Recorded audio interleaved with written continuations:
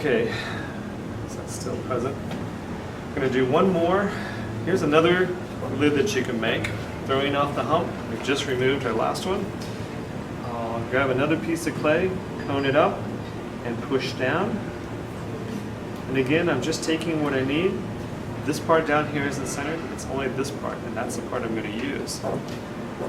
This one is going to be just an upside down bowl form that can be transferred over as a knob. And so it's pretty easy to do. We'll make it shallow, so we don't have to go that deep in opening up. We're going to take this kind of compression technique where we have a peace sign and our thumb pressing the sponge between the gap. That's going to go on the rim of the clay as I pinch with my left hand and my left hand thumb and forefinger, pointer finger, and I pinch it out. And I maintain a nice bead on the outside edge. That's the end of my lid.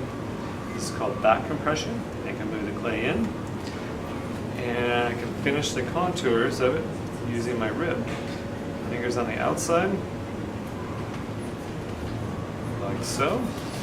And we're measuring this distance across here. So that is our distance out here. We need to go just a little bit further. A little bit of slip. Make a little undercut.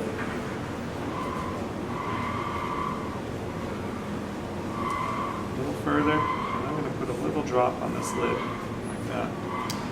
So, with the rib, finishing touches on the inside of a form, I'm going to come back and trim the top of the lid.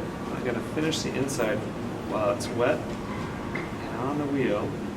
So I'm getting the shape the way I want. This is also helping dry the piece off by compressing. Notice my fingers on the outside as I compress. Round that edge off. I can take a chamois to it. I can take my fingers. We'll check diameter. Diameter looks good. And we'll make a little groove down here with the finger. Take our needle tool, clean it off, holding it level, with a little bit of water through that groove.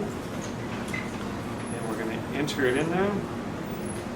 As soon as we get to the middle, we can separate and lift that off. And we'll put that with our form, and they'll dry together. So this form for a lid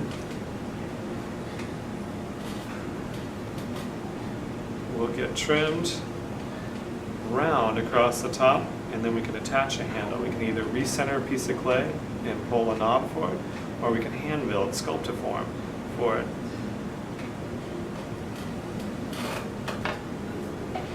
This lid gets trimmed like this, and this part gets trimmed clean.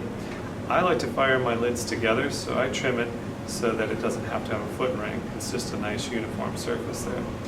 On trimming a form like this, you'll want to throw a donut, or you'll want to roll out a coil of clay that the edge of the lid rests on, not the knob.